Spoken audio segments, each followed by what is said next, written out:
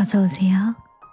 달빛이 내리는 곳이라면 어디라도 책방이 되는 신비한 곳, 달빛 아래의 책방입니다. 여러분, 혹시 오늘 왠지 모르게 따뜻한 위로가 필요한 하루는 아니었나요? 이 책은 바로 그런 여러분들에게 도착한 한 통의 편지 같은 소설, 모리사와 아키오 작가님의 수요일의 편지입니다.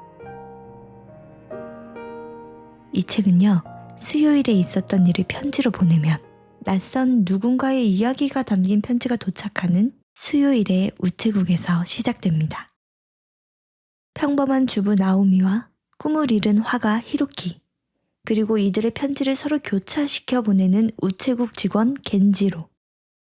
이들의 우연한 만남은 서로의 삶에 깊숙이 스며들어 예상치 못한 기적을 만들어냅니다. 잔잔하면서도 따뜻한 이야기 속에서 우리는 잊고 지냈던 소중한 감정들을 다시금 만날 수 있을 거예요. 이 감동적인 이야기를 써내려고 한 모리사와 아키오 작가님은요, 따뜻하고 유쾌한 필체로 독자들의 마음을 사로잡는 분입니다. 무지개꽃의 찻집과 나스미 반딧불이처럼 영화로도 제작된 수많은 작품으로 우리에게 큰 울림을 선사했습니다. 그리고 이 아름다운 이야기를 우리말로 옮겨주신 김남희 번역가님은요, 달팽이 식당과 마녀배달부 키키 등 수많은 베스트셀러를 번역하셨습니다. 덕분에 이 책의 섬세한 감정들을 온전히 느낄 수 있게 되었답니다. 이 책은 문예춘추사에서 출간되었습니다. 제가 이 책을 특별히 수요일에 업로드하고 싶었던 이유가 있습니다. 이 책에 등장하는 수요일의 우체국 직원 겐지로가 나오미와 히로키의 편지를 서로 교차시켜주면서 이들의 인연을 이어주었듯이 저 역시 이 책의 따스한 한 조각을 여러분들의 삶에 보내드리고 싶었습니다. 오늘 낭독해드릴 부분은요, 이야기의 시작을 알리는 첫 번째 장입니다. 마치 여러분에게 처음 도착한 편지처럼 이 책의 첫 장이 여러분들의 마음에 잔잔한 울림을 전해줄 수 있기를 바라면서 지금부터 수요일의 편지 속 이야기로 여러분들을 초대합니다. 수요일의 편지, 지금 시작하겠습니다.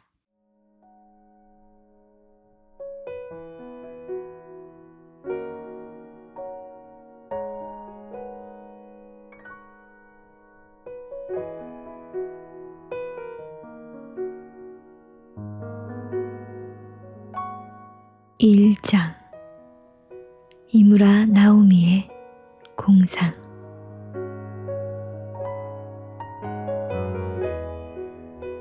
나는 가족 누구보다 일찍 일어나고 누구보다 늦게 잔다. 일찍 일어나는 것은 남편과 아들들에게 아침을 차려주고 도시락을 싸주기 위해서.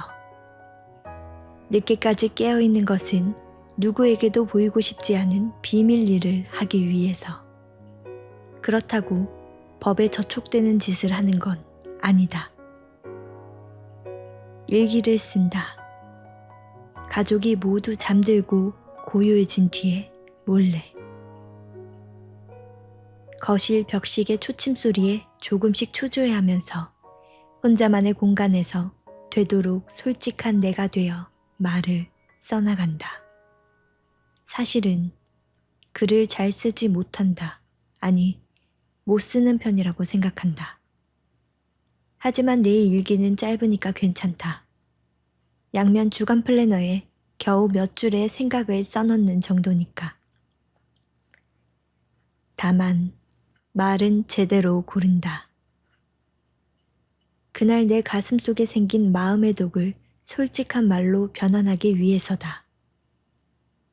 툭, 툭, 혼잣말이 쏟아내듯이 약한 독이 녹은 말의 방울을 수첩에 떨군다. 그런 느낌이다.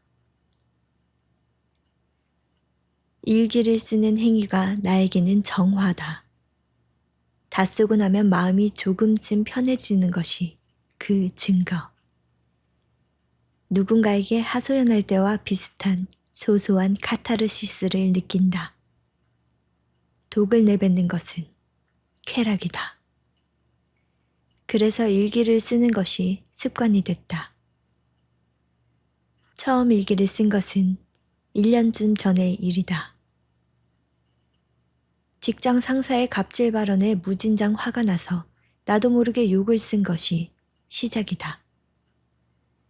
그 다음은 시어머니의 심술, 남편의 둔감함, 부모에게서 멀어지고 있는 아들들에 대한 불만을 쓰고 사회를 힐난하고 날씨에 불평하고 텔레비전 드라마 결말까지 트집 잡고 그것을 문자라는 형태로 바꾸어 갔다. 말은 때로 사람의 마음을 상처 입힌다. 하지만 수첩에 은밀히 쓰는 거라면 아무도 상처 입지 않는다. 그래서 나는 안심하고 내 속의 독을 계속 토해왔다. 정화, 정화 하고 마음속으로 노래하면서.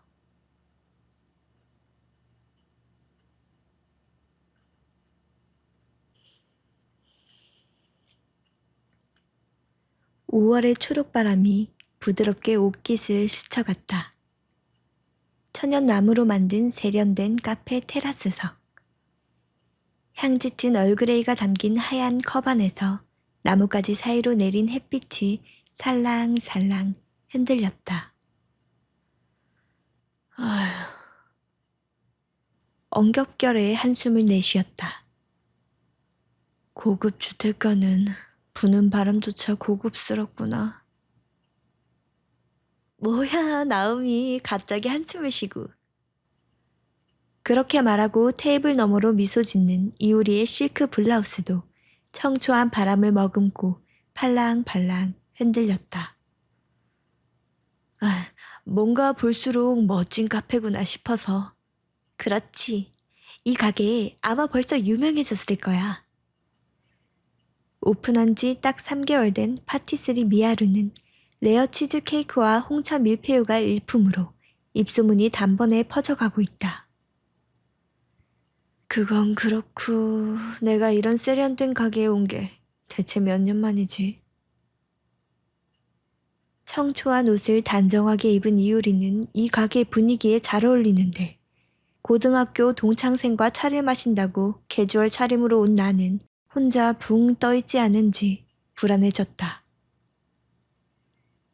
이효리와 나는 예전에 경식 테니스부에서 함께 땀을 흘린 동료였다. 절친까진 아니어도 서로 40대가 된 지금도 한 해에 한두 번 정도는 이렇게 만나서 근황을 나누는 사이다. 한 블록 더 가면 거기에도 괜찮은 카페가 있거든. 거긴 반려견 동반이 가능해서 우리도 자주 이용해. 이효리는 걸어서 5분 거리의 단독주택에서 대형 개를 키우고 있다. 잘생긴 남편과 함께 자식처럼 개를 귀여워하는 모습을 SNS에 자주 올려서 그 우아한 생활상은 알고 있다. 뭔가 다른 사람이 됐네. 오전 11시에 화사한 빛세례를 받고 있는 이효리를 눈부시게 바라보면서 나는 괜찮겠네 그거 하고 모호하게 맞장구를 쳤다. 그러자 이효리가 그러고 보니 오늘 수요일이구나 하고 갑자기 화제를 바꾸었다. 그런데 나음이 수요일 우체국이란 거 알아? 수요일 우체국? 몰라, 그게 뭐야? 나는 고개를 저었다. 그러니까 지극히 평범한 수요일에 자기가 무엇을 하고 무슨 생각을 했는지 그걸 편지에 써서 수요일 우체국 앞으로 보내는 거야. 그래서 그 우체국에서 전국에 모인 편지를 직원들이 무작위로 미지의 누군가에게 보내는 거야. 그럼 거기에 편지를 보내면 미지의 누군가에게 편지가 오는 거야? 그렇지. 요컨대 미지의 누군가와 평범한 수요일 일기 같은 편지를 교환하는 서비스지. 우와, 멋있지 않니? 좀 재밌어 보인다.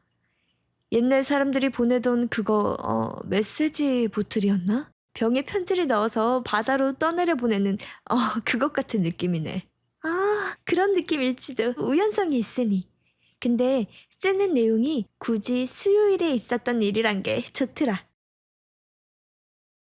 그렇게 말하고 이유리는 이 가게의 인기 메뉴인 레어 치즈 케이크를 입에 넣더니 맛있어 하고 눈을 개슴츠레하게 떴다. 그런 몸짓조차 우아해진 느낌이다.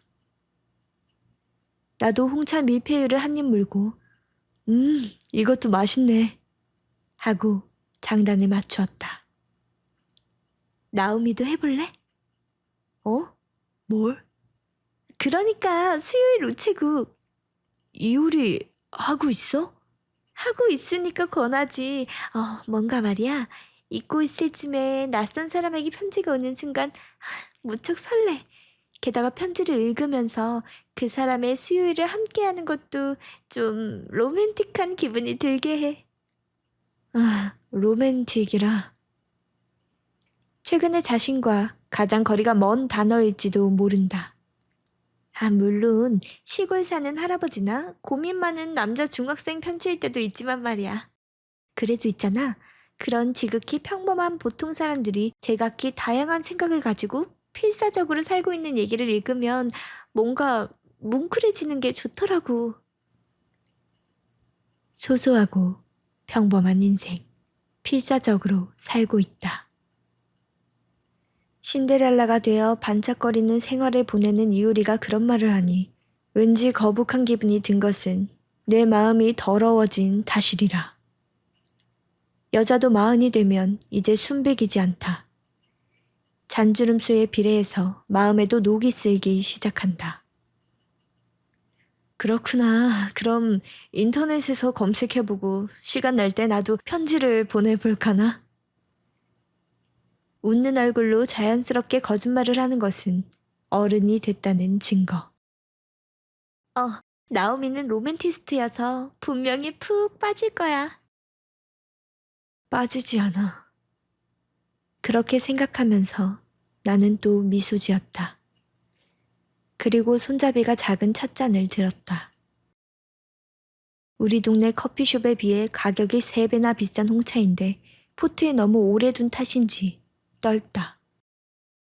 수요일의 우체국은 진짜 우체국이 운영하는 게 아니어서. 이효리는 신나서 나는 조금도 관심 없는 화제를 계속 떠들었다. 물론 아기가 없는 건 알고 있다. 그래서 나는 하고 추임새를 넣으면서 일단 들어주었다. 이효리의 왈. 수요일 우체국이라는 서비스는 원래 구마모토현 친화기초에 있는 친화기 미술관의 아트 프로젝트로 시작됐다고 한다. 만드는데 중심이 된 것은 미술관 학예원, 아티스트, 영화 감독 등 장난기 있는 어른들로 요즘 은근하게 화제가 되고 있단다. 맞다. 사유리한테도 가르쳐주면 신나서 편지 쓸 것 같지 않니? 이효리가 반가운 이름을 입에 올렸다. 예전에 테니스부 부장이었던 사유리는 성실하고 착하고 편지 쓰기 좋아하고 남들보다 배로 감동을 잘 받는 아이여서 나보다 훨씬 기뻐할 것 같긴 하다. 괜찮겠네. 알려줘. 그럴게. 그럴게라니. 이유리, 사유리랑 만나니? 가끔 지난달에도 만났어. 바로 이 가게, 이 자리에서. 그렇구나. 나는 누가 먼저 만나자고 했어? 하고는 묻지 않고 사유리 잘 지내? 하고 애써 밝은 목소리로 말했다. 테니스부 시절 사유리와 복식조도 한 적이 있는 나여서 이효리보다 훨씬 친했을 텐데. 여전히 건강하더라. 지난주였나? 아들 생일 사진을 보냈더라. 하면서 이효리는 스마트폰을 들고 사진을 찾았다. 그래, 이 사진. 나는 이효리가 내민 스마트폰을 들여다보았다. 10살쯤일까?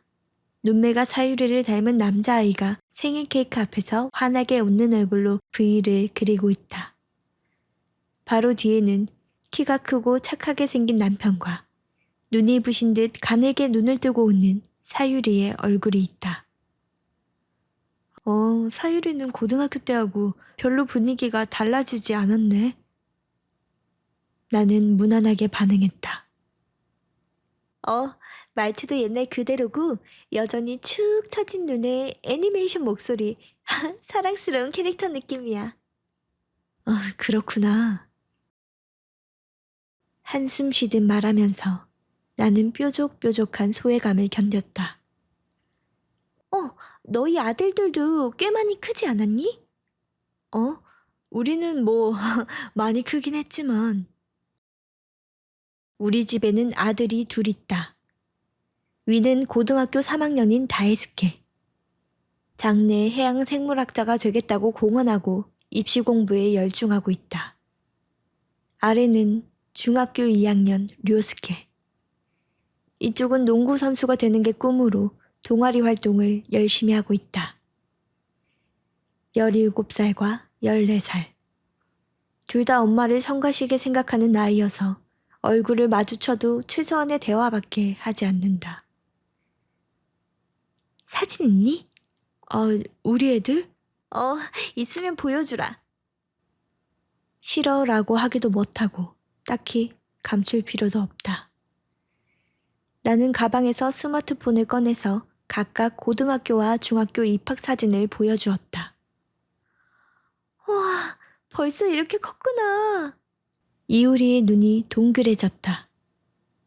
금방이지 정말로. 남의 집 아이들은 빨리 큰다더니 정말 그러네. 아이가 없는 이효리가 감개무량한 듯이 말했다. 남편은? 우리 남편 사진? 생글생글 웃는 얼굴로 이효리가 끄덕였다.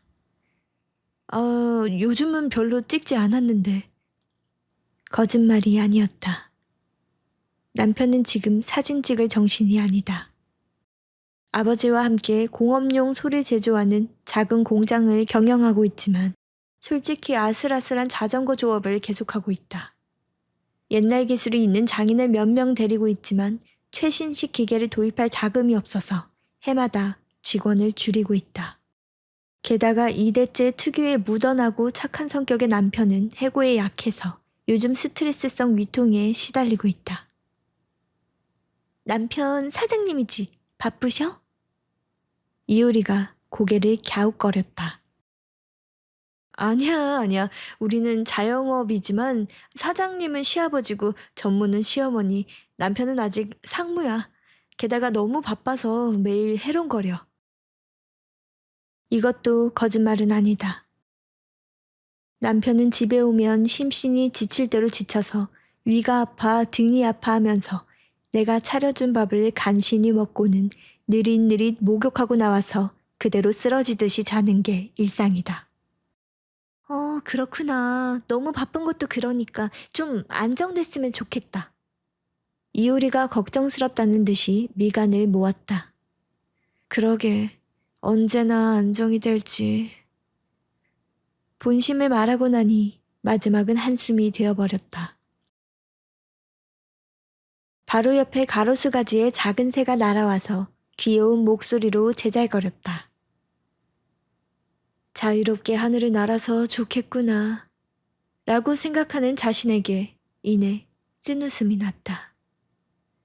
나우미는 시부모님하고 동거해? 엄밀히 말하면 동거는 아니지만 그래도 같은 부지 안에서 다른 건물에 살고 있어. 거기까지 말하고 나니 늙은 시아버지와 시어머니의 얼굴이 뇌리에 스쳤다. 일다운 일도 하지 않으면서 창업자 부부라는 것만으로 잘난 척하는 눈엣가시. 남편은 쓰러질 정도로 일하는데 아직 상무이고 게다가 일도 하지 않는 시부모가 남편보다 많은 수입을 갖고 가는 걸 생각하니 새삼 또 화가 났다. 더 말하자면 공장 경영이 악화된 것은 남편 탓.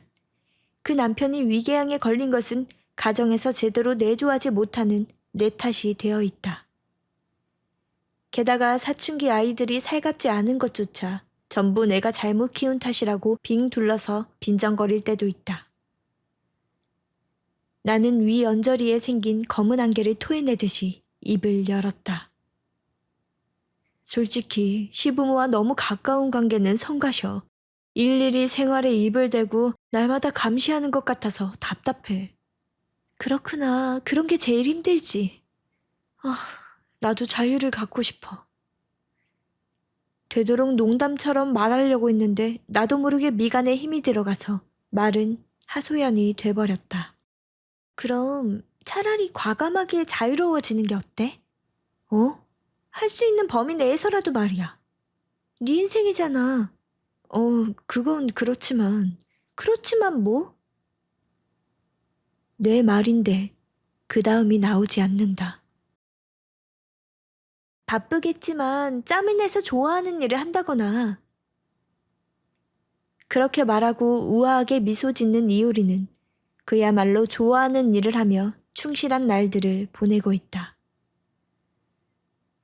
풍채 좋은 남편에게 자금을 지원받아 천연석 수제 액세서리 가게를 경영한다.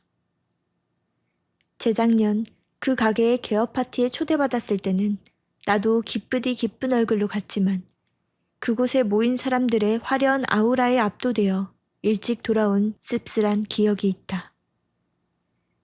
그 반짝거리는 사람들 중심에서 화사한 미소를 띤 이효리와 지금 이렇게 차를 마신다고 생각하니 뭔가 좀 신기한 기분도 들었다.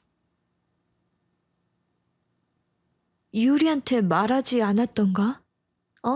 나 일을 하긴 하고 있어. 그래? 별로 좋아하는 일은 아니지만.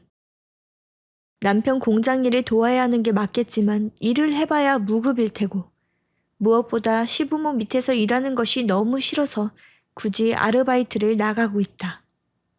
물론 내가 밖에서 일하는 것을 시부모가 좋게 생각할 리 없어서 이따금 핀잔을 듣기도 한다. 어떤 일? 간단히 말하면 인터넷 옷 쇼핑몰이랄까? 거짓말은 아니다. 하지만 약간 표현을 부풀렸다. 어머, 뭐야, 멋있잖아. 아니야, 전혀 그렇지 않아. 내가 하는 일은 먼지 나는 창고에서 상품 포장과 배송 준비를 할 뿐인 단순 노동이다. 먼지를 마시지 않도록 마스크를 하고 일하기 편한 것만이 장점인 촌스러운 작업복을 입고 나이도 어린 주제에 잘난 척하는 남성 상사에게 아줌마 취급당하면서 날마다 턱으로 지시를 받고 있을 뿐이다. 그래도 일을 하면 기분이 좋아지잖아. 전혀 하고 싶은 일도 아니고. 오히려 직장에서 스트레스가 푹푹 쌓인다. 그리고 나름대로 가게를 도우려고 이런저런 거 참아가면서 일하는데 가족 누구에게도 인정받지 못하는 게 분하다 할까 슬프기도 하다. 내가 일을 하고 돌아와도 남편은 지칠 대로 지쳐서 대화도 별로 없고 아들들은 제 밖에 방에 틀어박힌 채 나와보지도 않는다. 밤에 집안일을 마치고 아무도 없는 거실에서 우두커니 텔레비전을 보고 있으면 나는 세상에 혼자 남겨진 게 아닐까, 즐거운 미래 따윈 절대 오지 않는 게 아닐까 하는 불안에 사로잡힐 때도 있다. 이효리에게 이 멋진 카페에서 만나자는 메일을 받은 것은 마침 그럴 때여서 내게는 일종의 구원이기도 했다. 그래서 그날 일기에는 언제나의 독에 이어서 이렇게 썼다. 오랜만에 이효리가 만나자고 해서 멋진 카페에 간다. 마침 일도 쉬는 날이기도 하고 기대된다. 라고. 저기 나움이. 이효리가 테이블로 몸을 내밀었다. 응? 기왕 일을 할 거라면 좋아하는 일을 하는 게 좋다고 생각하는데. 그야 그렇지. 할 수 있다면 하지라는 거지? 전곡을 찔러서 대꾸할 말이 떠오르지 않았다. 물론 그렇게 간단하지 않을지도 모르지만 그래도 단 한 번뿐인 인생이잖아? 즐기지 않으면 아까워. 그렇지. 끄덕이긴 했지만 지금의 나는 남의 설교를 그대로 받아들일 만큼 속이 편하지 않다. 아무 고생도 하지 않고 쉽게 꿈을 이루고는 우아하게 미소 짓는 이효리에게 그런 말을 들으니 반감조차 들었다. 나오미 괜찮아? 눈앞에서 나를 걱정스러운 눈으로 보고 있는 이효리. 뭐가? 좀 무서운 얼굴을 하고 있는데, 괜찮아. 바로 걱정을 해주니 더 굴욕적인 기분이 들었다. 고교 시절에는 내가 이효리보다 성적도 좋았고 반에서 인기도 많았고 테니스부에서도 활약했다. 운동을 못하는 이효리는 단체전 멤버로도 뽑히지 않았다. 먼저 남자친구가 생긴 것도 나였고 더 좋은 대학에 간 것도 나였다. 그런데 괜찮다면 다행이지만 나는 내심 화제를 바꿔주길 바랬다. 그 바람이 통했는지 이효리는 그러고 보니 하고 큰 눈을 동그랗게 떴다. 나 요전에 방 구조를 바꿨는데 그때 고등학교 졸업문집에 나온 거야. 졸업문집이 있었나? 나는 기억을 더듬었다. 그래서 말이야, 네가 쓴 글을 읽어보았어. 뭐야, 하지마. 미안. 근데 오늘 만나니까 궁금하더라고. 너무 창피한데. 그러니까 미안하다고. 읽어보니 너무 그립더라. 이효리는 먼 날들을 회상하듯 약간 시선을 들었다. 왜? 너 고등학교 때 곧잘 맛있는 빵을 구워왔잖아. 그래서 같이 옥상에서 먹고 그랬지. 빵? 옥상? 그러고 보니 그런 적 있었네. 내 뇌안의 스크린에 그 시절 풍경이 천천히 상을 맺었다. 뒤쪽을 꺾어 신던 실내화, 교복 스커트가 무릎에 닿는 감촉, 친구들이 제잘거리던 목소리, 그리고 옥상으로 지나가던 해, 냄새가 날 것 같은 부드러운 바람. 그 문집에 말이야, 네 꿈이 쓰여 있었어. 꿈? 그런 걸 썼던가? 장래의 아름다운 수제빵집 사장이 되어 가게 안에는 사방이 트인 공간을 만들고 주에 2번 정도 노란색 이동 판매차를 타고 빵을 팔러 가겠다고. 이효리의 목소리를 듣고 있는 동안에 기억 회로가 삐뽀삐뽀 소리를 내며 연결되는 느낌이 들었다. 그랬다. 그 시절에 내겐 그런 구체적이고 귀여운 꿈이 있었다. 게다가 실제로 요리를 잘하는 엄마와 주방에 나란히 서서 이런저런 걸 배우며 빵을 구웠다. 그리고 잘 구워진 빵은 학교에 갖고 가서 친한 친구들에게 나눠주었다. 그런 엄마와도 최근에는 전화조차 하지 않고 있다. 나오미가 구워준 빵 깜짝 놀랄 만큼 맛있었는데. 행복해 보이는 이효리가 친근감 가득한 눈으로 나를 보았다. 하지만 나도 모르게 그런 이효리에게서 시선을 돌렸다.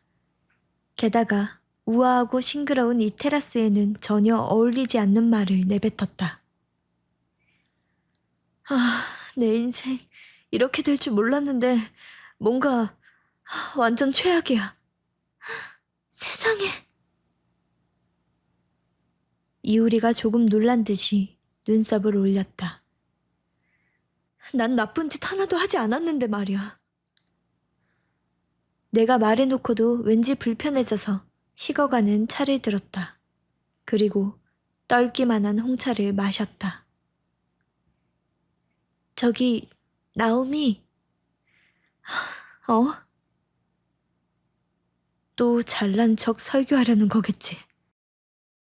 그렇게 생각하고 방어 태세를 하고 있는데 이효리는 가죽 토트백을 무릎에 올리더니 안에서 손바닥 크기의 작고 하얀 상자를 꺼냈다.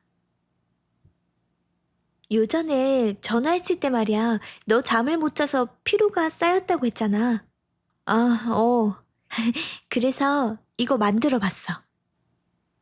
이효리가 테이블 위로 미끄러지듯이 그 작고 하얀 상자를 밀었다.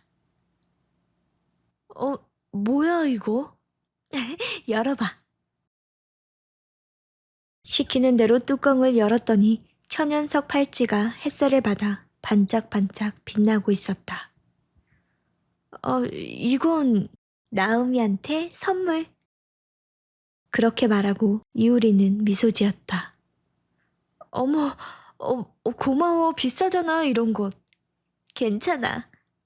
괜찮아. 우린 판매하니까 재료도 싸게 사고.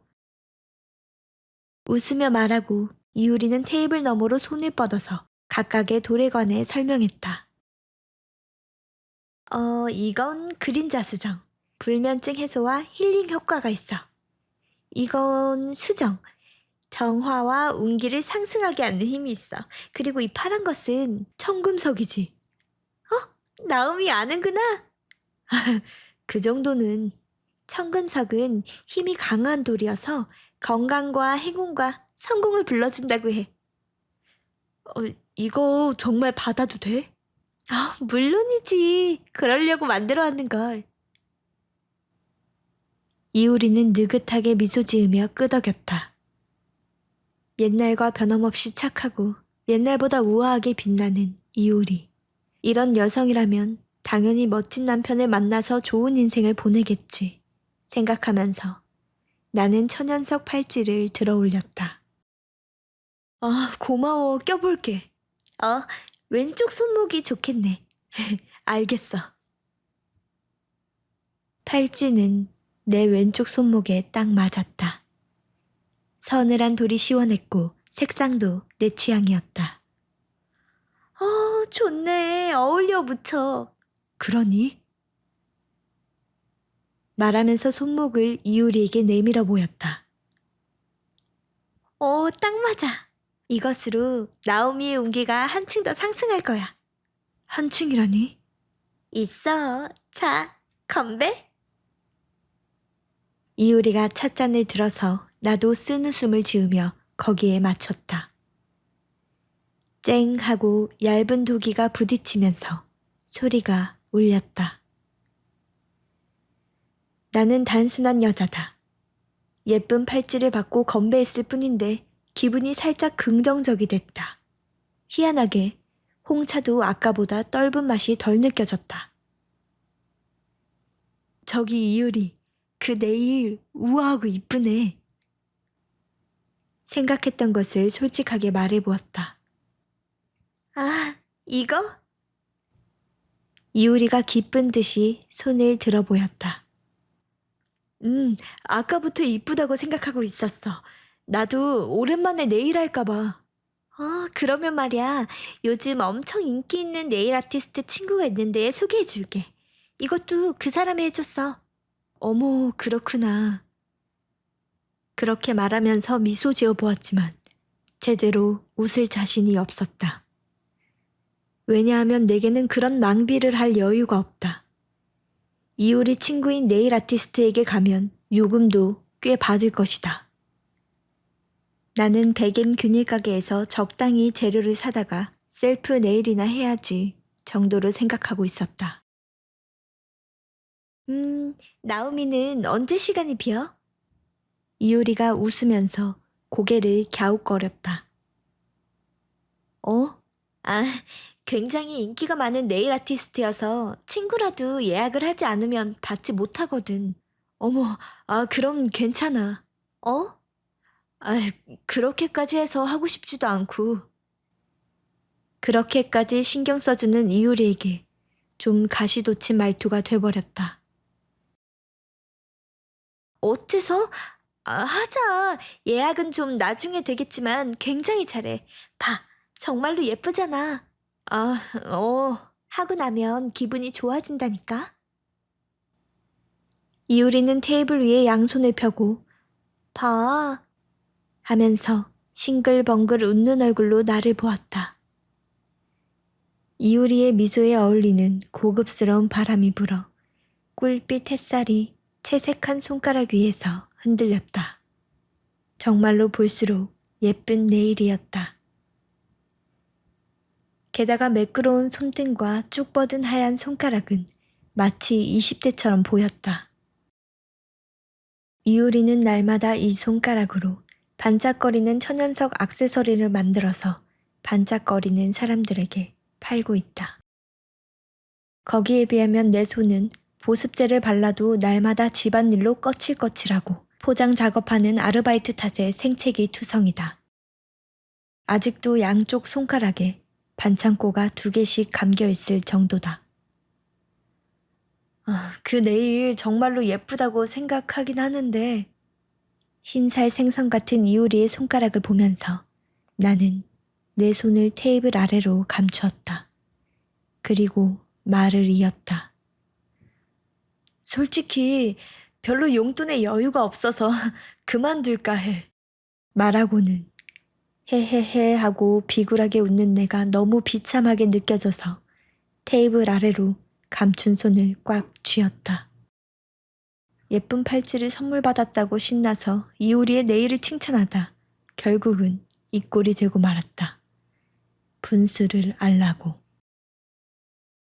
나는 나를 나무라는 것으로 평정을 지키고자 했다.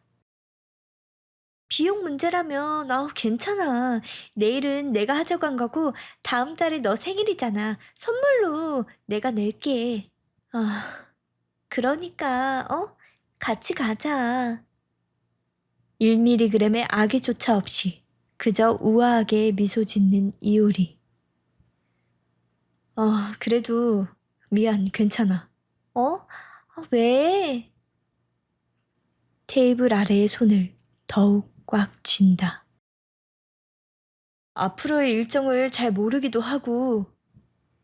나는 되도록 가볍게 말할 셈이었는데 이효리는 고개를 갸웃거렸다. 무슨 말이야 하는 얼굴이다. 가족 일정도 있어서 먼저 예약을 잡는 건 곤란해. 그렇구나. 이효리는 간신히 이해를 해준 것 같았다.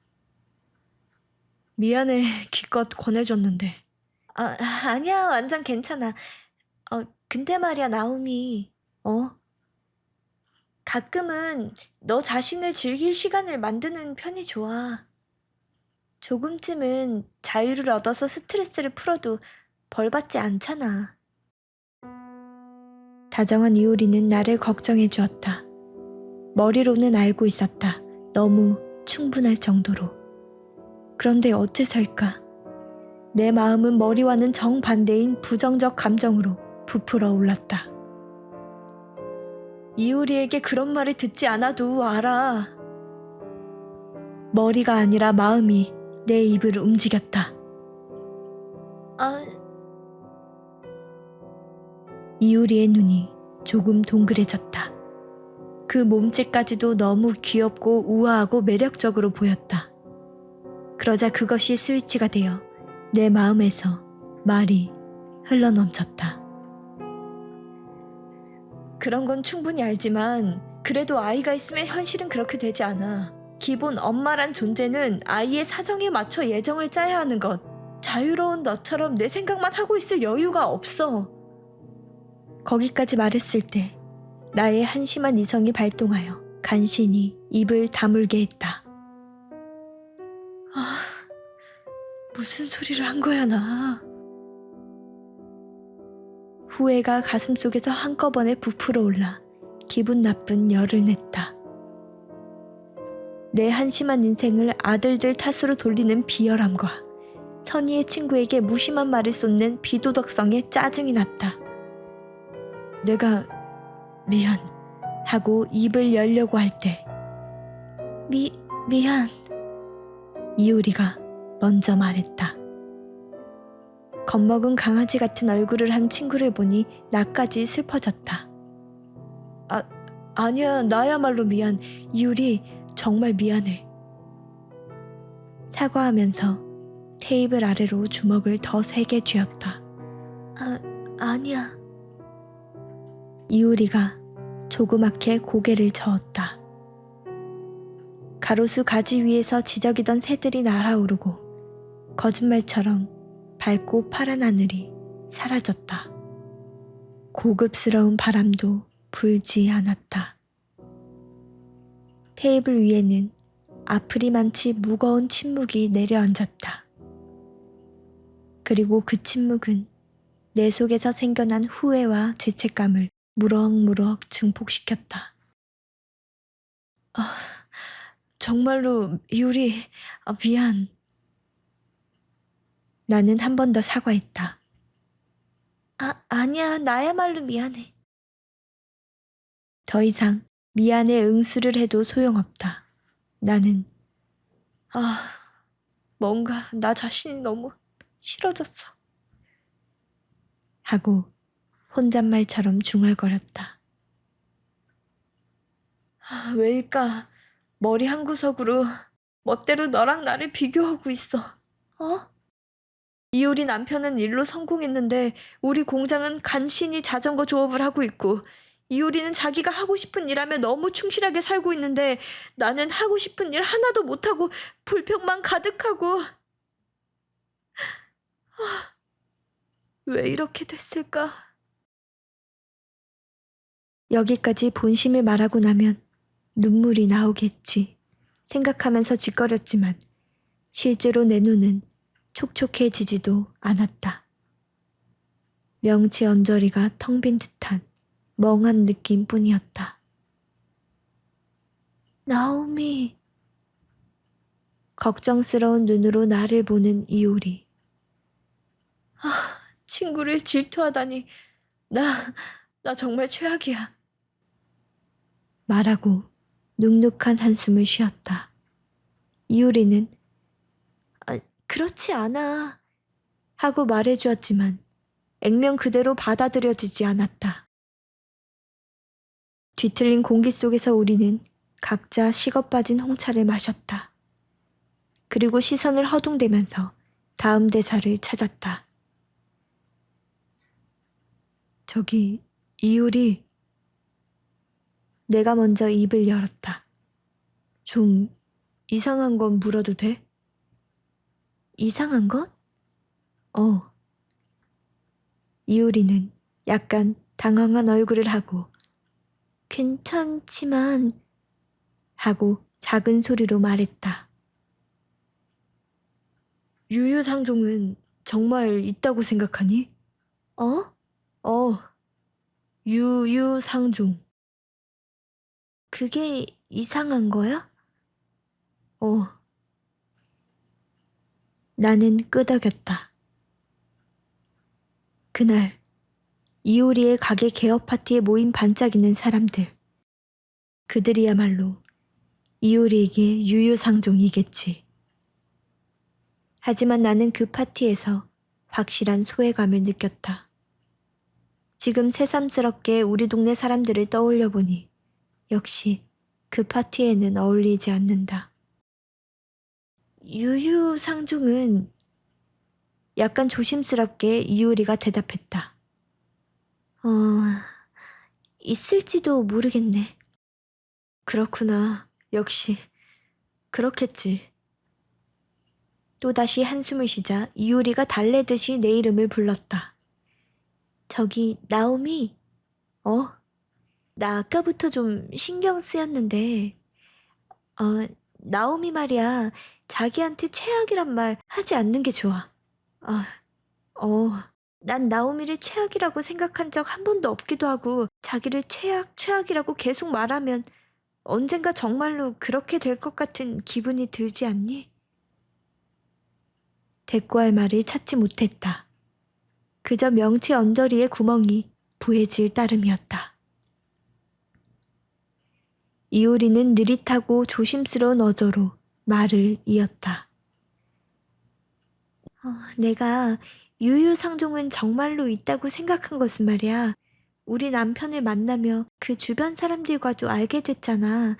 나와 달리 신선한 분위기에 사람들이 모여 있구나 하는 걸 느껴서야. 나는 묵묵히 이효리를 바라보았다. 이효리는 다음을 재촉받는 느낌이 들었는지 다음 말을 이어갔다. 뭐랄까, 다들 무척 선하고 자유로운 느낌으로 남과 비교하지 않고 언제나 농담만 하면서 싱글벙글 기분 좋은 말을 많이 하더라고. 그랬구나. 요컨대 무엇을 해도 행복해 보이는 동료들이었어.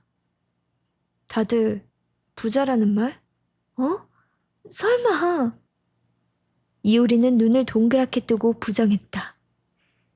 다양한 사람이 있어. 그런 사람들을 만나면서 나도 이런 감성을 갖고 싶다고 생각한 거야. 이효리는 옛날부터 순수했으니까 그렇게 느낀 것이다. 나라면 엄청나게 질투했을 테고 그 자리에 있는 게 불편했을 것 같다. 나 말이야, 결혼하기 전에 남편한테 그런 얘기를 했어. 당신 주변 사람들은 모두 밝아서 좋네, 라고. 나도 그렇게 되고 싶다고. 그랬더니 남편이 그렇다면 존경하는 선배에게 배운 3가지 말이 있는데 가르쳐 주겠대. 3가지 말? 잠깐 있어봐. 이효리는 토트백에서 네잎클로버 무늬의 수첩을 꺼냈다. 그리고 메모란을 펼쳤다. 자, 이거 봐. 해마다 수첩을 바꿀 때도 이 말만은 옮겨 적고 있어. 이효리가 내민 수첩에는 과연 메모란 한 페이지를 다 사용해서 3줄의 말이 쓰여 있었다. 자신에게 거짓말하지 않는다. 좋다고 생각하는 것은 주저없이 한다. 남을 기쁘게 하면 자기도 기쁘다. 솔직히 말해서 3가지 다 어딘가에서 들은 듯한 진부한 말이었다. 하지만 그렇다는 말은 하지 못하고 정말 그러네 하고 감탄한 척 해보였다. 그렇지, 좋은 말이지. 좋네. 그거 사진 찍어도 돼? 물론. 나는 스마트폰으로 그 페이지 사진을 찍었다. 적당히 개몽된 척 하면서. 그런 날을 순수한 이효리는 어딘가 안도한 눈으로 보고 있었다. 잘 찍혔어? 잘 찍혔어. 너는 이 말을 신조로 하는구나. 감탄한 듯이 말하면서 스마트폰을 넣었다. 신조랄까? 자연스럽게 이렇게 됐으면 좋겠다고 생각하는 거지. 남편도 이런 사람이야? 뭐, 그렇지. 솔직히 나와는 그릇이 다른 느낌. 겸손하면서도 당당하게 자랑한다. 그럼 이 말을 이효리 남편에게 가르쳐준 선배는 어떤 사람이야? 그 사람은 대단해. 역 구내나 백화점에서 몸에 좋은 반찬이나 주먹밥 파는 체인점을 열어서 크게 성공한 사람이기도 하고. 뭐야, 결국 부자인 거야. 뭐, 그 사람은 그렇지. 너희 집도 그렇잖아. 라고 말할 뻔하다가 간신히 삼켰다. 저기, 나오미, 먼저 말이야, 가족이나 대학이 불편한 시부모님부터 애써 기쁘게 해주면 어떨까? 헐, 뭐야, 그게? 라고 하면서 남을 기쁘게 하면 자기도 기쁘다라는 3계조 중 하나를 떠올렸다. 그러니까 가정이 밝아지는 게 최고잖아. 만약 부모님을 기쁘게 해드리면 관계가 개선될지도 모르잖아. 기분 상하는 반응이 돌아온다고 해도 좋은 일 한 나를 좋아할 수도 있고. 그 편이 단순히 기분이 괜찮아질 것 같지 않니? 나는 갑자기 모간 언저리에서 쓴맛이 나서 꿀꺽하고 침을 삼켰다. 그리고 억지로 입꼬리를 올렸다. 그래, 그렇겠지. 좋은 기분이 들겠지. 그렇지. 그렇게 해서 나오미가 기분 좋아지면 그게 주위에 번져서 나오미도 점점 즐거워질 거야. 이효리는 느긋하게 웃었다. 다시 고급스러운 바람이 불고 손질이 잘 된 이효리의 머리카락을 살랑살랑 흔들었다. 큰일 났다. 무리야, 그만. 나는 테이블 아래로 꽉 쥐고 있던 주먹을 슬그머니 뺐다. 그리고 손목시계를 티나게 보았다. 아, 벌써 시간이 이렇게 됐네. 어머, 나오미, 이 다음에 약속이 있어? 미안. 말하면서 나는 얼른 일어섰다. 그리고 지갑에서 1,000엔짜리 2장을 빼서 테이블 위에 탁 놓았다. 고급스러운 바람에 날릴 듯한 지폐를 이효리가 황급히 눌렀다. 나오미. 지폐를 누른 채 이효리가 벙찐 얼굴로 나를 보고 있다. 그거면 돼? 되는 게 아니라 너무 많아. 많으면 됐어. 나 먼저 갈게. 잠깐, 나오미! 이효리의 목소리를 등으로 들으면서 나는 카페 안을 저벅저벅 걸어 나갔다. 도대체 잘난 척은. 잘난 척 하지 말라고. 말하려면 너도 그 시부모와 함께 살아보라고. 내가 타인을 기쁘게 하지 않아서 불행한 거라고? 잘 되길 바란 적 없어서 불행한 거라고. 계산대 앞을 지날 때 평온한 미소로 인사해주는 점원을 향해 하마터면 홍차 떫고 맛없었어요. 라고 말할 뻔했다. 문을 거칠게 밀고 가게를 나왔다.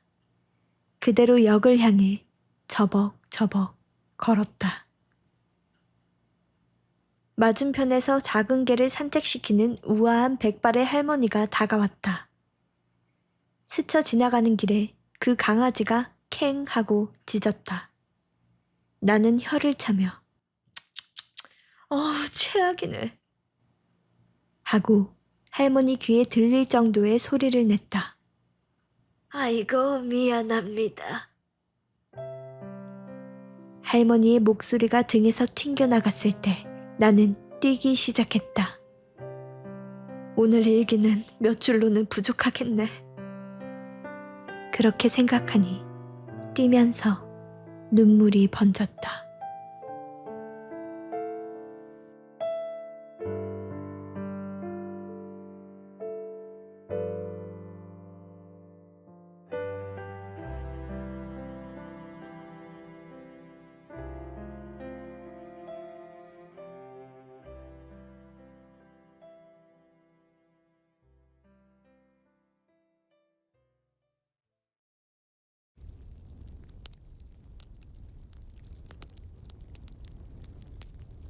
(1장) 이무라 나오미의 공상.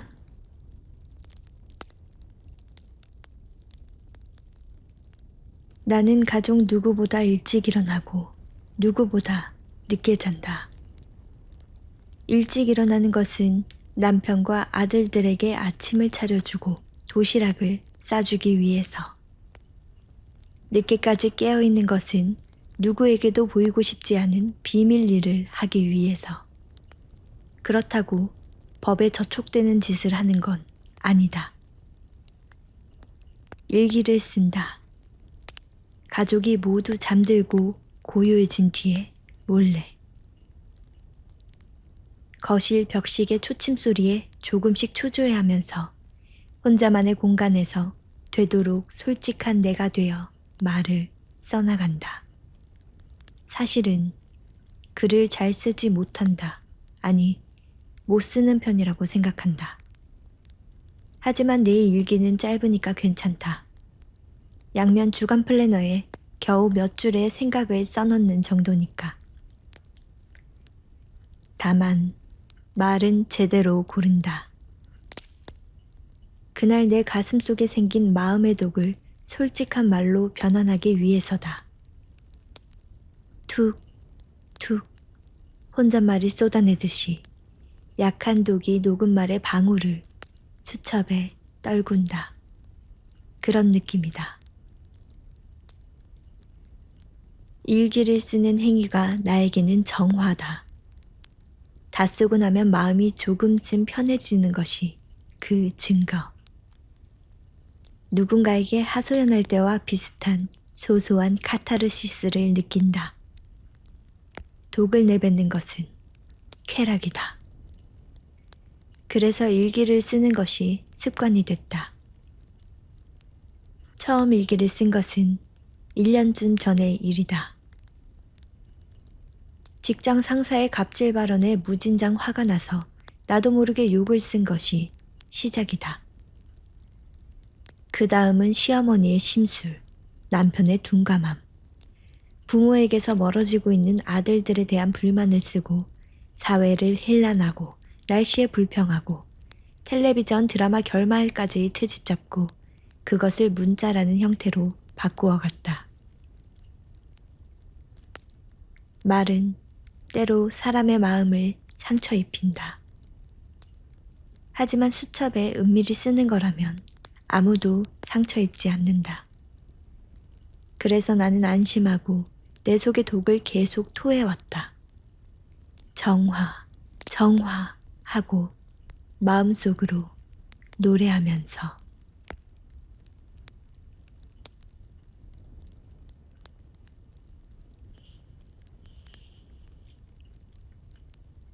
(5월의) 초록바람이 부드럽게 옷깃을 스쳐갔다. 천연나무로 만든 세련된 카페 테라스석. 향 짙은 얼그레이가 담긴 하얀 컵 안에서 나뭇가지 사이로 내린 햇빛이 살랑살랑 흔들렸다.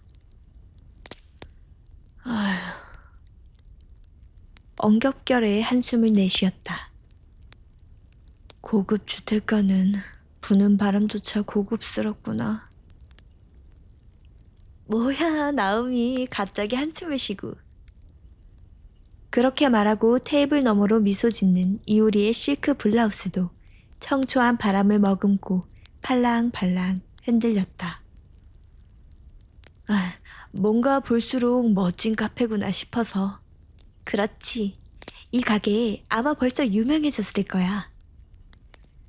오픈한 지 딱 3개월 된 파티스리 미아루는 레어 치즈 케이크와 홍차 밀푀유가 일품으로 입소문이 단번에 퍼져가고 있다. 그건 그렇고 내가 이런 세련된 가게에 온 게 대체 몇 년 만이지. 청초한 옷을 단정하게 입은 이효리는 이 가게 분위기에 잘 어울리는데 고등학교 동창생과 차를 마신다고 캐주얼 차림으로 온 나는 혼자 붕 떠있지 않은지 불안해졌다. 이효리와 나는 예전에 경식 테니스부에서 함께 땀을 흘린 동료였다. 절친까진 아니어도 서로 40대가 된 지금도 한 해에 한두 번 정도는 이렇게 만나서 근황을 나누는 사이다. 한 블록 더 가면 거기에도 괜찮은 카페가 있거든. 거긴 반려견 동반이 가능해서 우리도 자주 이용해.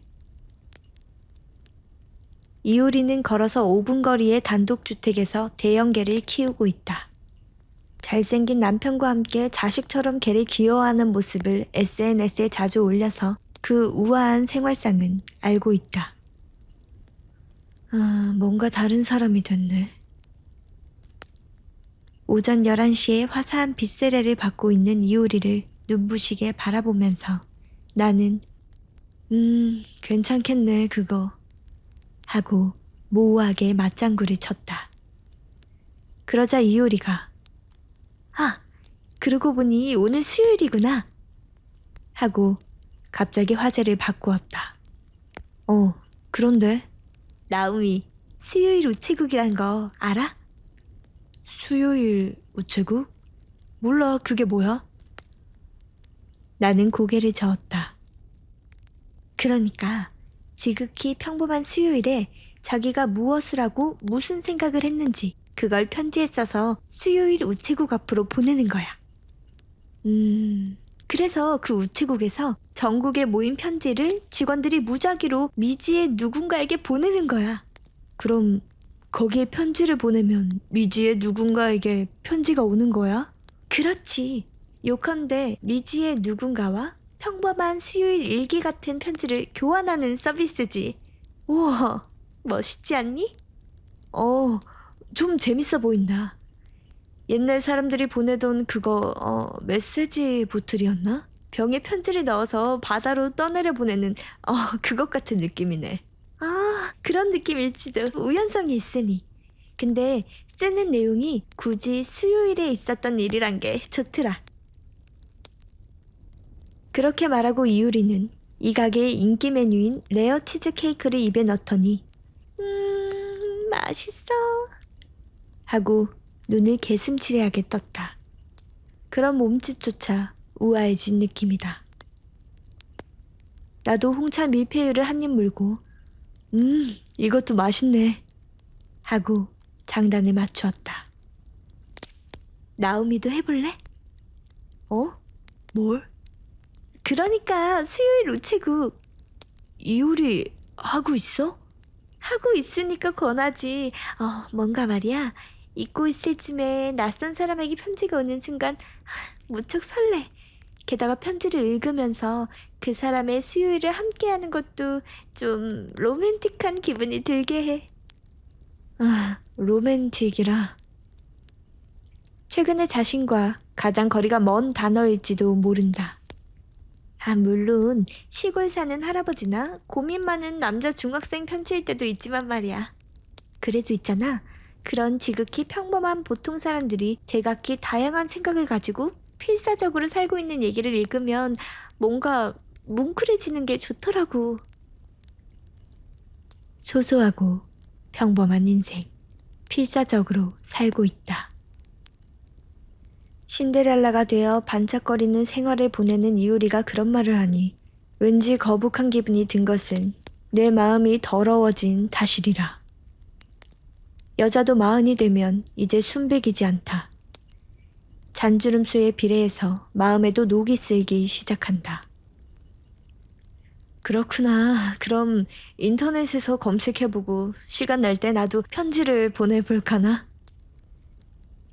웃는 얼굴로 자연스럽게 거짓말을 하는 것은 어른이 됐다는 증거. 나오미는 로맨티스트여서 분명히 푹 빠질 거야. 빠지지 않아. 그렇게 생각하면서 나는 또 미소 지었다. 그리고 손잡이가 작은 찻잔을 들었다. 우리 동네 커피숍에 비해 가격이 3배나 비싼 홍차인데 포트에 너무 오래 둔 탓인지 떫다. 수요일의 우체국은 진짜 우체국이 운영하는 게 아니어서.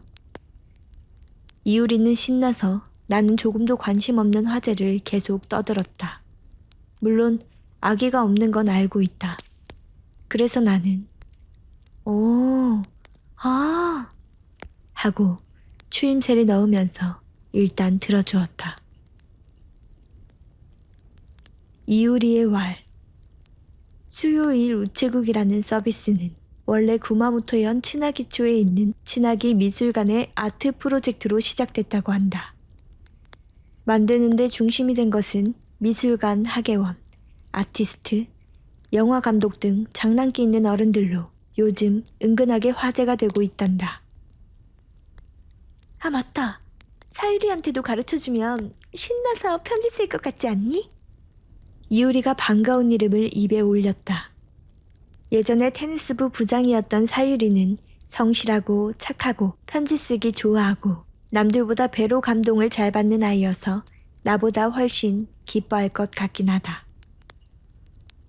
괜찮겠네. 알려줘. 그럴게. 그럴게라니. 이효리, 사유리랑 만나니? 가끔 지난달에도 만났어. 바로 이 가게, 이 자리에서. 그렇구나. 나는 누가 먼저 만나자고 했어? 하고는 묻지 않고 사유리 잘 지내? 하고 애써 밝은 목소리로 말했다. 테니스부 시절 사유리와 복식조도 한 적이 있는 나여서 이효리보다 훨씬 친했을 텐데. 여전히 건강하더라. 지난주였나? 아들 생일 사진을 보냈더라. 하면서 이효리는 스마트폰을 들고 사진을 찾았다. 그래, 이 사진. 나는 이효리가 내민 스마트폰을 들여다보았다. 10살쯤일까? 눈매가 사유리를 닮은 남자아이가 생일 케이크 앞에서 환하게 웃는 얼굴로 V를 그리고 있다. 바로 뒤에는 키가 크고 착하게 생긴 남편과 눈이 부신 듯 가늘게 눈을 뜨고 웃는 사유리의 얼굴이 있다. 사유리는 고등학교 때하고 별로 분위기가 달라지지 않았네. 나는 무난하게 반응했다. 말투도 옛날 그대로고 여전히 축 처진 눈에 애니메이션 목소리, 사랑스러운 캐릭터 느낌이야. 그렇구나. 한숨 쉬듯 말하면서 나는 뾰족뾰족한 소외감을 견뎠다. 너희 아들들도 꽤 많이 크지 않았니? 우리는 많이 크긴 했지만. 우리 집에는 아들이 둘 있다. 위는 고등학교 3학년인 다혜스케. 장래 해양 생물학자가 되겠다고 공언하고 입시 공부에 열중하고 있다. 아래는 중학교 2학년 료스케. 이쪽은 농구 선수가 되는 게 꿈으로 동아리 활동을 열심히 하고 있다. 17살과 14살. 둘 다 엄마를 성가시게 생각하는 나이여서 얼굴을 마주쳐도 최소한의 대화밖에 하지 않는다. 사진 있니? 우리 애들? 있으면 보여주라. 싫어라고 하기도 못하고 딱히 감출 필요도 없다. 나는 가방에서 스마트폰을 꺼내서 각각 고등학교와 중학교 입학 사진을 보여주었다. 와, 벌써 이렇게 컸구나. 이효리의 눈이 동그래졌다. 금방이지 정말로. 남의 집 아이들은 빨리 큰다더니 정말 그러네. 아이가 없는 이효리가 감개무량한 듯이 말했다. 남편은? 우리 남편 사진? 생글생글 웃는 얼굴로 이효리가 끄덕였다. 요즘은 별로 찍지 않았는데. 거짓말이 아니었다. 남편은 지금 사진 찍을 정신이 아니다. 아버지와 함께 공업용 소를 제조하는 작은 공장을 경영하고 있지만 솔직히 아슬아슬한 자전거 조업을 계속하고 있다. 옛날 기술이 있는 장인을 몇 명 데리고 있지만 최신식 기계를 도입할 자금이 없어서 해마다 직원을 줄이고 있다. 게다가 2대째 특유의 무던하고 착한 성격의 남편은 해고에 약해서 요즘 스트레스성 위통에 시달리고 있다. 남편 사장님이지? 바쁘셔? 이효리가 고개를 갸웃거렸다. 아니야. 우리는 자영업이지만 사장님은 시아버지고 전무는 시어머니, 남편은 아직 상무야. 게다가 너무 바빠서 매일 해롱거려. 이것도 거짓말은 아니다. 남편은 집에 오면 심신이 지칠 대로 지쳐서 위가 아파 등이 아파하면서 내가 차려준 밥을 간신히 먹고는 느릿느릿 목욕하고 나와서 그대로 쓰러지듯이 자는 게 일상이다. 그렇구나. 너무 바쁜 것도 그러니까 좀 안정됐으면 좋겠다. 이효리가 걱정스럽다는 듯이 미간을 모았다. 그러게, 언제나 안정이 될지. 본심을 말하고 나니 마지막은 한숨이 되어버렸다. 바로 옆에 가로수 가지에 작은 새가 날아와서 귀여운 목소리로 제잘거렸다. 자유롭게 하늘을 날아서 좋겠구나 라고 생각하는 자신에게 이내 쓴웃음이 났다. 나우미는 시부모님하고 동거해? 엄밀히 말하면 동거는 아니지만 그래도 같은 부지 안에서 다른 건물에 살고 있어. 거기까지 말하고 나니 늙은 시아버지와 시어머니의 얼굴이 뇌리에 스쳤다. 일다운 일도 하지 않으면서 창업자 부부라는 것만으로 잘난 척하는 눈엣가시. 남편은 쓰러질 정도로 일하는데 아직 상무이고 게다가 일도 하지 않는 시부모가 남편보다 많은 수입을 갖고 가는 걸 생각하니 새삼 또 화가 났다. 더 말하자면 공장 경영이 악화된 것은 남편 탓. 그 남편이 위궤양에 걸린 것은 가정에서 제대로 내조하지 못하는 내 탓이 되어 있다. 게다가 사춘기 아이들이 살갑지 않은 것조차 전부 내가 잘못 키운 탓이라고 빙 둘러서 빈정거릴 때도 있다. 나는 위 언저리에 생긴 검은 안개를 토해내듯이 입을 열었다. 솔직히 시부모와 너무 가까운 관계는 성가셔. 일일이 생활에 입을 대고 날마다 감시하는 것 같아서 답답해. 그렇구나. 그런 게 제일 힘들지. 나도 자유를 갖고 싶어. 되도록 농담처럼 말하려고 했는데 나도 모르게 미간에 힘이 들어가서 말은 하소연이 돼버렸다. 그럼 차라리 과감하게 자유로워지는 게 어때?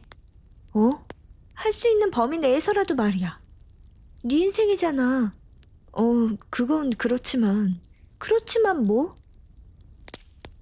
내 말인데 그 다음이 나오지 않는다. 바쁘겠지만 짬을 내서 좋아하는 일을 한다거나. 그렇게 말하고 우아하게 미소 짓는 이효리는 그야말로 좋아하는 일을 하며 충실한 날들을 보내고 있다. 풍채 좋은 남편에게 자금을 지원받아 천연석 수제 액세서리 가게를 경영한다. 재작년 그 가게의 개업 파티에 초대받았을 때는 나도 기쁘디 기쁜 얼굴로 갔지만 그곳에 모인 사람들의 화려한 아우라에 압도되어 일찍 돌아온 씁쓸한 기억이 있다. 그 반짝거리는 사람들 중심에서 화사한 미소를 띤 이효리와 지금 이렇게 차를 마신다고 생각하니 뭔가 좀 신기한 기분도 들었다. 이효리한테 말하지 않았던가? 나 일을 하긴 하고 있어. 그래? 별로 좋아하는 일은 아니지만. 남편 공장 일을 도와야 하는 게 맞겠지만 일을 해봐야 무급일 테고 무엇보다 시부모 밑에서 일하는 것이 너무 싫어서 굳이 아르바이트를 나가고 있다. 물론 내가 밖에서 일하는 것을 시부모가 좋게 생각할 리 없어서 이따금 핀잔을 듣기도 한다. 어떤 일? 간단히 말하면 인터넷 옷 쇼핑몰이랄까? 거짓말은 아니다. 하지만 약간 표현을 부풀렸다. 어머, 뭐야, 멋있잖아. 아니야, 전혀 그렇지 않아. 내가 하는 일은 먼지 나는 창고에서 상품 포장과 배송 준비를 할 뿐인 단순 노동이다. 먼지를 마시지 않도록 마스크를 하고 일하기 편한 것만이 장점인 촌스러운 작업복을 입고 나이도 어린 주제에 잘난 척하는 남성 상사에게 아줌마 취급 당하면서 날마다 턱으로 지시를 받고 있을 뿐이다. 그래도 일을 하면 기분이 좋아지잖아. 전혀 하고 싶은 일도 아니고. 오히려 직장에서 스트레스가 푹푹 쌓인다. 그리고 나름대로 가게를 도우려고 이런저런 거 참아가면서 일하는데 가족 누구에게도 인정받지 못하는 게 분하다 할까? 슬프기도 하다. 내가 일을 하고 돌아와도 남편은 지칠 대로 지쳐서 대화도 별로 없고 아들들은 제 밖에 방에 틀어박힌 채 나와보지도 않는다. 밤에 집안일을 마치고 아무도 없는 거실에서 우두커니 텔레비전을 보고 있으면 나는 세상에 혼자 남겨진 게 아닐까, 즐거운 미래 따윈 절대 오지 않는 게 아닐까 하는 불안에 사로잡힐 때도 있다. 이효리에게 이 멋진 카페에서 만나자는 메일을 받은 것은 마침 그럴 때여서 내게는 일종의 구원이기도 했다. 그래서 그날 일기에는 언제나의 독에 이어서 이렇게 썼다. 오랜만에 이효리가 만나자고 해서 멋진 카페에 간다. 마침 일도 쉬는 날이기도 하고 기대된다. 라고. 저기 나움이. 이효리가 테이블로 몸을 내밀었다. 응? 기왕 일을 할 거라면 좋아하는 일을 하는 게 좋다고 생각하는데. 그야 그렇지. 할 수 있다면 하지라는 거지? 전곡을 찔러서 대꾸할 말이 떠오르지 않았다. 물론 그렇게 간단하지 않을지도 모르지만 그래도 단 한 번뿐인 인생이잖아?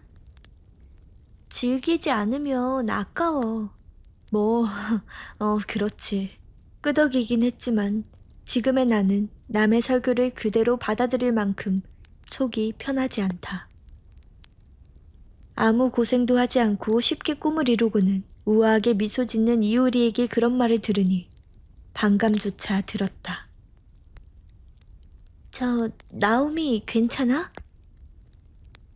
눈앞에서 나를 걱정스러운 눈으로 보고 있는 이효리. 뭐가? 좀 무서운 얼굴을 하고 있는데, 괜찮아. 바로 걱정을 해주니 더 굴욕적인 기분이 들었다. 고교 시절에는 내가 이효리보다 성적도 좋았고, 반에서 인기도 많았고, 테니스부에서도 활약했다. 운동을 못하는 이효리는 단체전 멤버로도 뽑히지 않았다.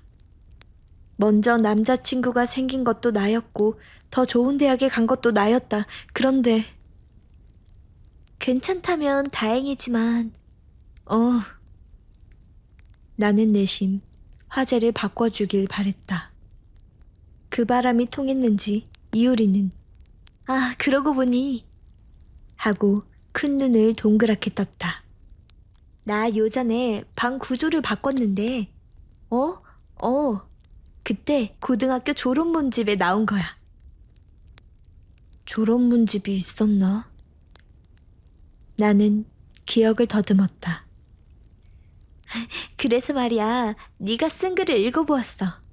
뭐야, 하지마.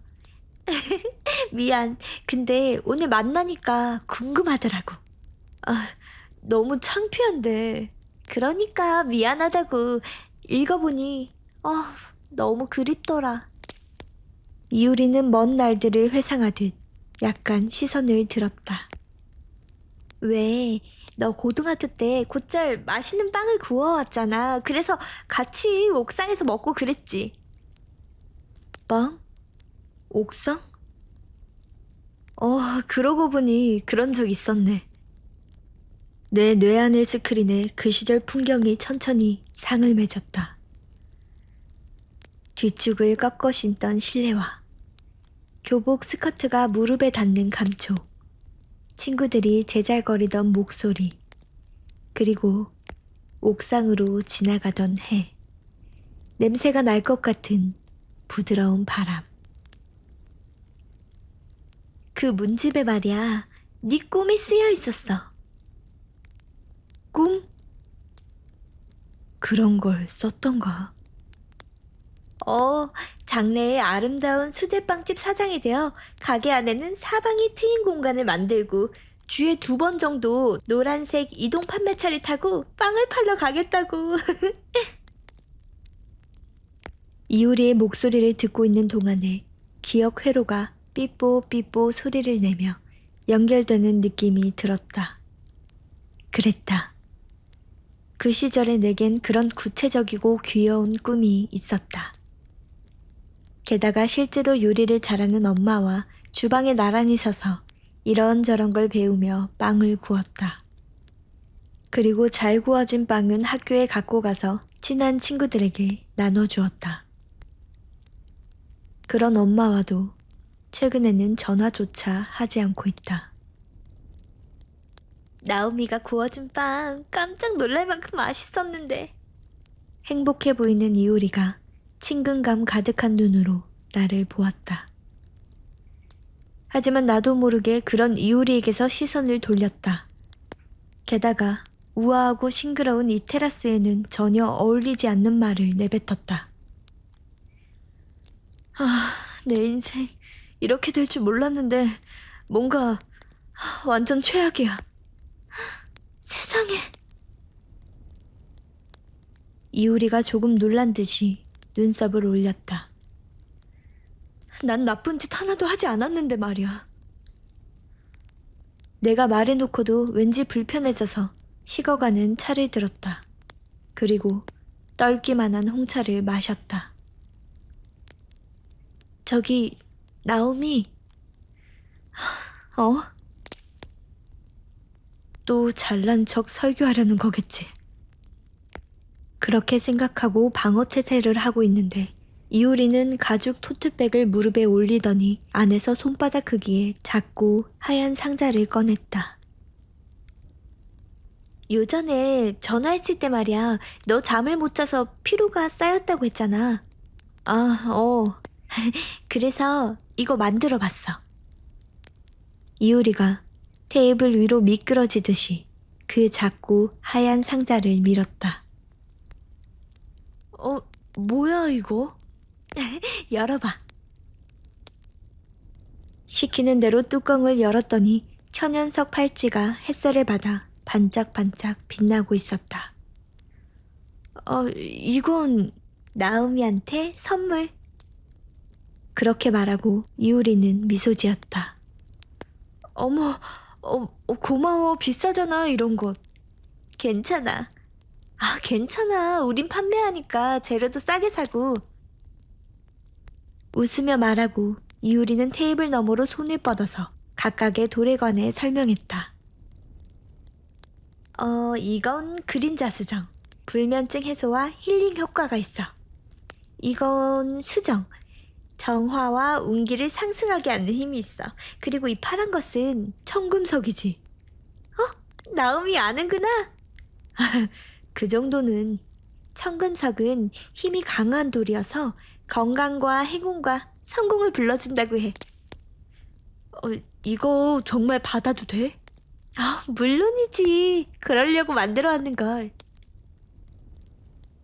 이효리는 느긋하게 미소 지으며 끄덕였다. 옛날과 변함없이 착하고 옛날보다 우아하게 빛나는 이효리.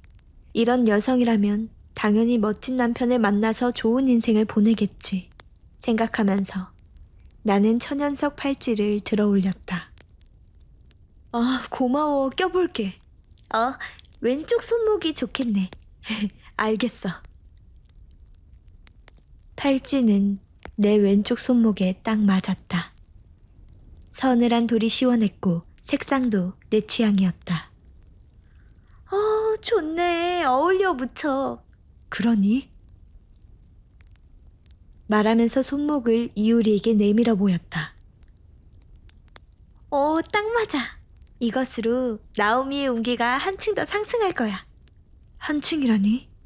있어. 자, 건배. 이효리가 찻잔을 들어서 나도 쓴웃음을 지으며 거기에 맞췄다. 쨍 하고 얇은 도기가 부딪히면서 소리가 울렸다. 나는 단순한 여자다. 예쁜 팔찌를 받고 건배했을 뿐인데 기분이 살짝 긍정적이 됐다. 희한하게 홍차도 아까보다 떫은 맛이 덜 느껴졌다. 저기 이효리, 그 네일 우아하고 이쁘네. 생각했던 것을 솔직하게 말해보았다. 이거? 이효리가 기쁜 듯이 손을 들어 보였다. 아까부터 이쁘다고 생각하고 있었어. 나도 오랜만에 네일 할까봐. 그러면 말이야.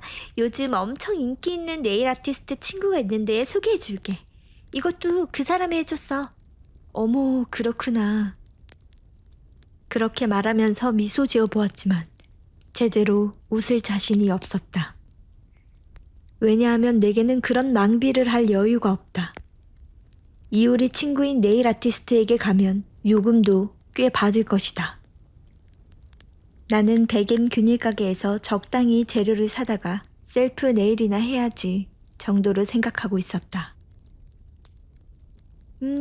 나오미는 언제 시간이 비어? 이효리가 웃으면서 고개를 갸웃거렸다. 굉장히 인기가 많은 네일 아티스트여서 친구라도 예약을 하지 않으면 받지 못하거든. 어머, 그럼 괜찮아. 그렇게까지 해서 하고 싶지도 않고. 그렇게까지 신경 써주는 이효리에게 좀 가시돋친 말투가 돼버렸다. 어째서? 하자. 예약은 좀 나중에 되겠지만 굉장히 잘해. 봐, 정말로 예쁘잖아. 하고 나면 기분이 좋아진다니까. 이효리는 테이블 위에 양손을 펴고 봐 하면서 싱글벙글 웃는 얼굴로 나를 보았다. 이효리의 미소에 어울리는 고급스러운 바람이 불어 꿀빛 햇살이 채색한 손가락 위에서 흔들렸다. 정말로 볼수록 예쁜 네일이었다. 게다가 매끄러운 손등과 쭉 뻗은 하얀 손가락은 마치 20대처럼 보였다. 이효리는 날마다 이 손가락으로 반짝거리는 천연석 액세서리를 만들어서 반짝거리는 사람들에게 팔고 있다. 거기에 비하면 내 손은 보습제를 발라도 날마다 집안일로 거칠거칠하고 포장 작업하는 아르바이트 탓에 생채기 투성이다. 아직도 양쪽 손가락에 반창고가 2개씩 감겨있을 정도다. 그 네일 정말로 예쁘다고 생각하긴 하는데 흰살 생선 같은 이효리의 손가락을 보면서 나는 내 손을 테이블 아래로 감추었다. 그리고 말을 이었다. 솔직히 별로 용돈에 여유가 없어서 그만둘까 해. 말하고는 헤헤헤 하고 비굴하게 웃는 내가 너무 비참하게 느껴져서 테이블 아래로 감춘 손을 꽉 쥐었다. 예쁜 팔찌를 선물 받았다고 신나서 이효리의 네일을 칭찬하다 결국은 이 꼴이 되고 말았다. 분수를 알라고. 나는 나를 나무라는 것으로 평정을 지키고자 했다. 비용 문제라면 괜찮아. 내일은 내가 하자고 한 거고 다음 달에 너 생일이잖아. 선물로 내가 낼게. 그러니까 같이 가자. 1mg의 악의조차 없이 그저 우아하게 미소 짓는 이효리. 그래도 미안, 괜찮아. 왜? 테이블 아래의 손을 더욱 꽉 쥔다. 앞으로의 일정을 잘 모르기도 하고. 나는 되도록 가볍게 말할 셈이었는데 이효리는 고개를 갸웃거렸다. 무슨 말이야 하는 얼굴이다. 가족 일정도 있어서 먼저 예약을 잡는 건 곤란해. 그렇구나. 이효리는 간신히 이해를 해준 것 같았다. 미안해, 기껏 권해줬는데. 아니야, 완전 괜찮아. 근데 말이야, 나오미. 가끔은 너 자신을 즐길 시간을 만드는 편이 좋아. 조금쯤은 자유를 얻어서 스트레스를 풀어도 벌 받지 않잖아. 다정한 이효리는 나를 걱정해 주었다.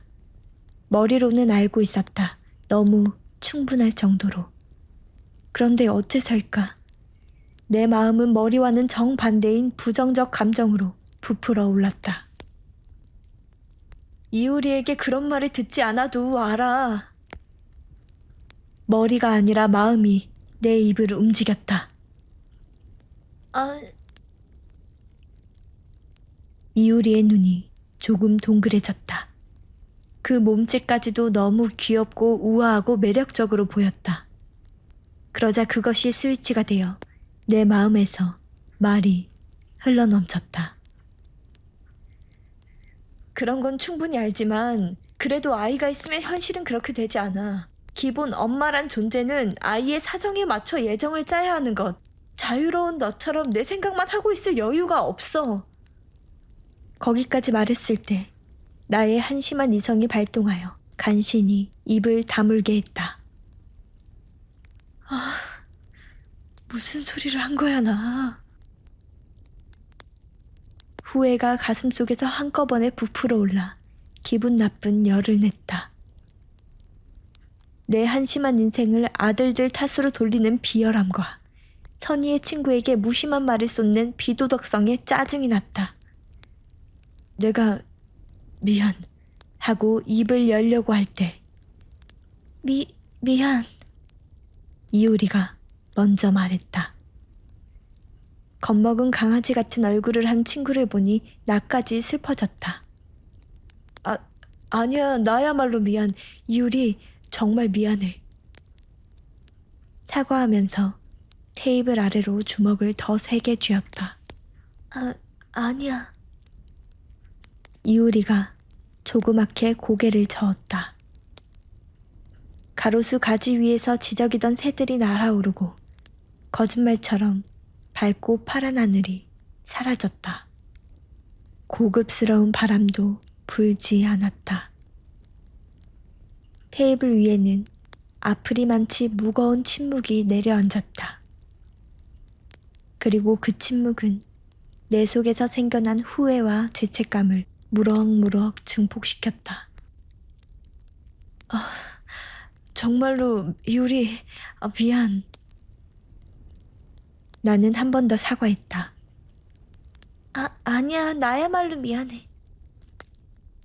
더 이상 미안해 응수를 해도 소용없다. 나는 뭔가 나 자신이 너무 싫어졌어. 하고 혼잣말처럼 중얼거렸다. 왜일까? 머리 한 구석으로 멋대로 너랑 나를 비교하고 있어. 이효리 남편은 일로 성공했는데 우리 공장은 간신히 자전거 조업을 하고 있고, 이효리는 자기가 하고 싶은 일하며 너무 충실하게 살고 있는데 나는 하고 싶은 일 하나도 못하고 불평만 가득하고. 왜 이렇게 됐을까? 여기까지 본심을 말하고 나면 눈물이 나오겠지 생각하면서 짓거렸지만 실제로 내 눈은 촉촉해지지도 않았다. 명치 언저리가 텅 빈 듯한 멍한 느낌뿐이었다. 나오미. 걱정스러운 눈으로 나를 보는 이효리. 친구를 질투하다니. 나 정말 최악이야. 말하고 눅눅한 한숨을 쉬었다. 이효리는 그렇지 않아 하고 말해주었지만 액면 그대로 받아들여지지 않았다. 뒤틀린 공기 속에서 우리는 각자 식어 빠진 홍차를 마셨다. 그리고 시선을 허둥대면서 다음 대사를 찾았다.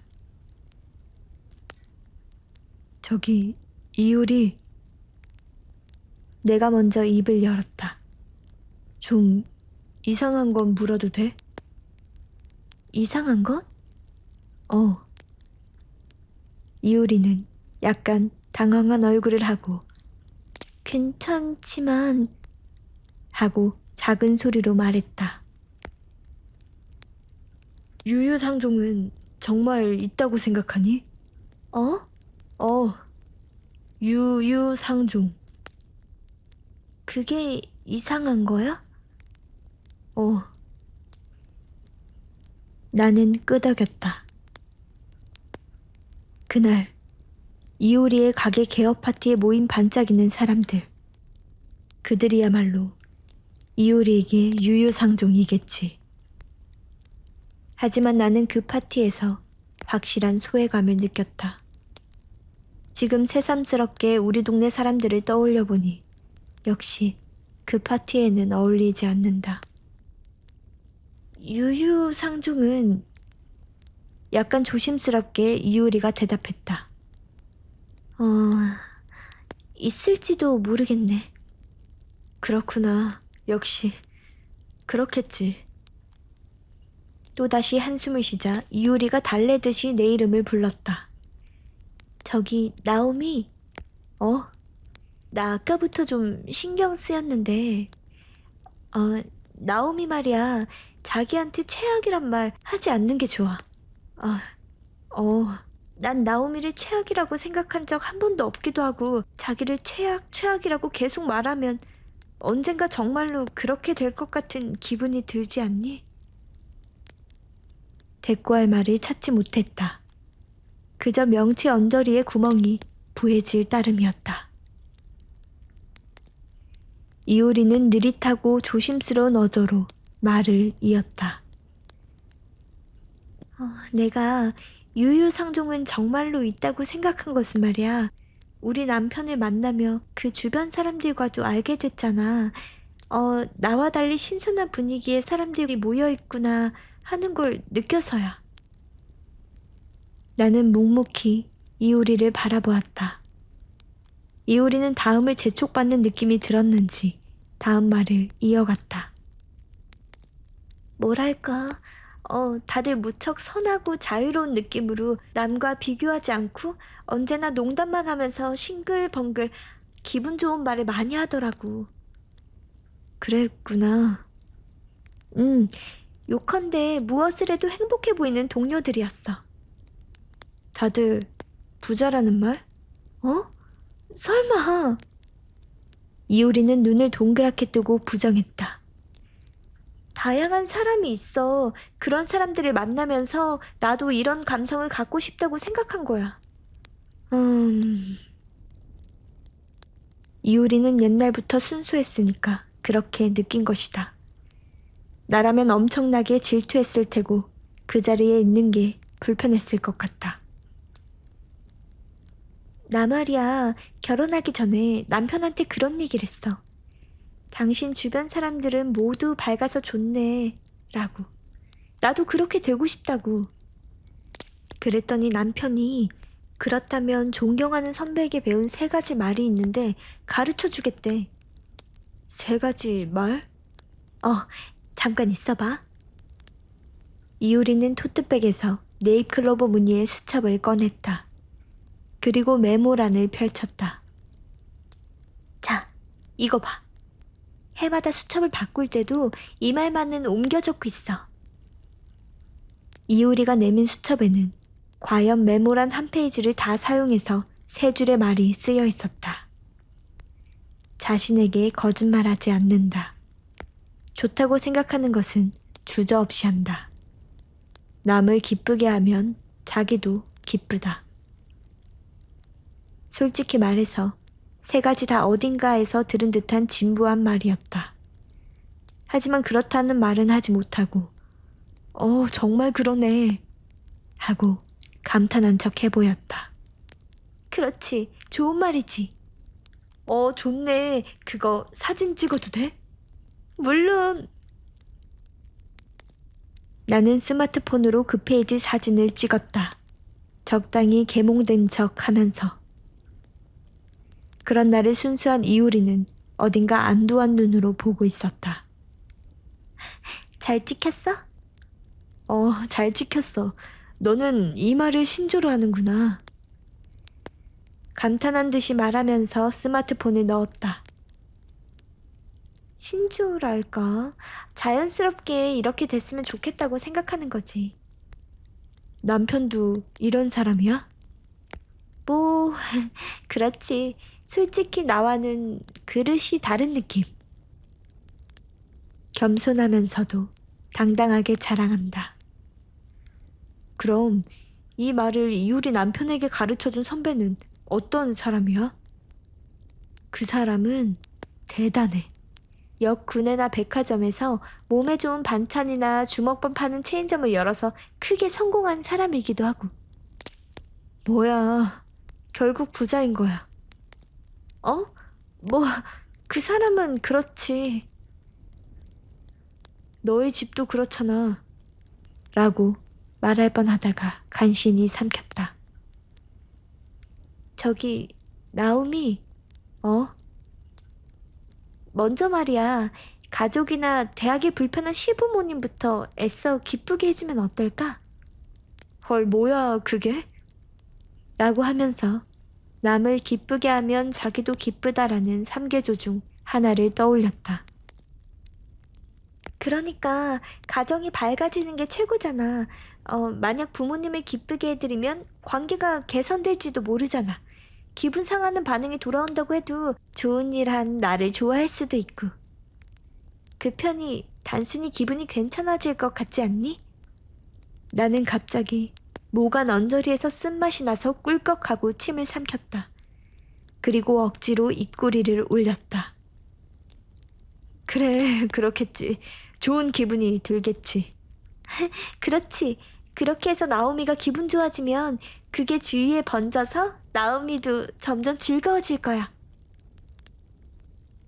이효리는 느긋하게 웃었다. 다시 고급스러운 바람이 불고 손질이 잘 된 이효리의 머리카락을 살랑살랑 흔들었다. 큰일 났다. 무리야, 그만. 나는 테이블 아래로 꽉 쥐고 있던 주먹을 슬그머니 뺐다. 그리고 손목시계를 티나게 보았다. 아, 벌써 시간이 이렇게 됐네. 어머, 나오미 이 다음에 약속이 있어? 미안. 말하면서 나는 얼른 일어섰다. 그리고 지갑에서 1,000엔짜리 2장을 빼서 테이블 위에 탁 놓았다. 고급스러운 바람에 날릴 듯한 지폐를 이효리가 황급히 눌렀다.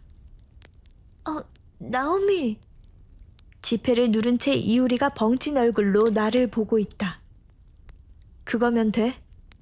되는 게 아니라 너무 많아. 많으면 됐어. 나 먼저 갈게. 잠깐, 나오미.